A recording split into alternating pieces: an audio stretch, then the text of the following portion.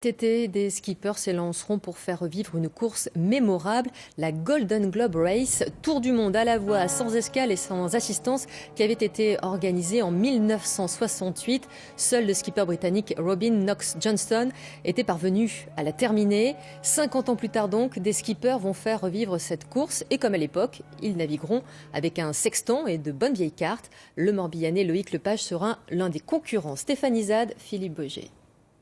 Loin des IMOCA, du carbone et des foils, Loïc prépare la Haaland, son plan Nicholson de 32 pieds pour la Golden Globe Race, l'ancêtre du Vendée Globe, une course en solitaire organisée par les Anglais autour du monde, sans assistance et sans escale. C'est une course qui a eu lieu il y a donc en 50 ans, en 68, qui s'appelait le Golden Globe Challenge, organisé par le journal Sunday Times.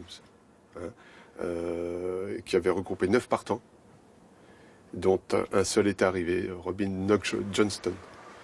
Une course vintage donc, puisque les bateaux ne devront pas avoir été construits après 86 sur des plans des années 60. Ce devra être une quille longue, pas de désalinisateur et surtout haro sur le digital. Il n'y a pas de numérique, donc tout ce qu'on fait maintenant, GPS, même musique, les iPods, les retransmissions par satellite, etc. sont interdites. Donc on navigue au sextant avec des cartes papier. Loïc se prépare à passer 8 mois dans son bateau. Il a prévu 32 sacs d'une semaine de nourriture et plus de 200 litres d'eau. Il pourra aussi envoyer un message par semaine pour dire que tout va bien. Et le règlement impose une petite originalité aux 23 participants officiels inscrits à ce jour. On doit faire acte de présence dans la rivière de Hobart.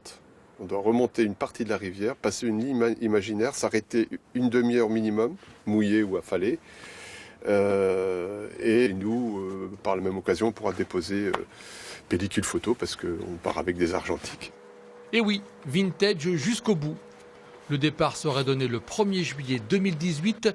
D'ici là, il reste à Loïc un peu de travail de préparation puisqu'il a déjà effectué sa qualification de 2000 milles.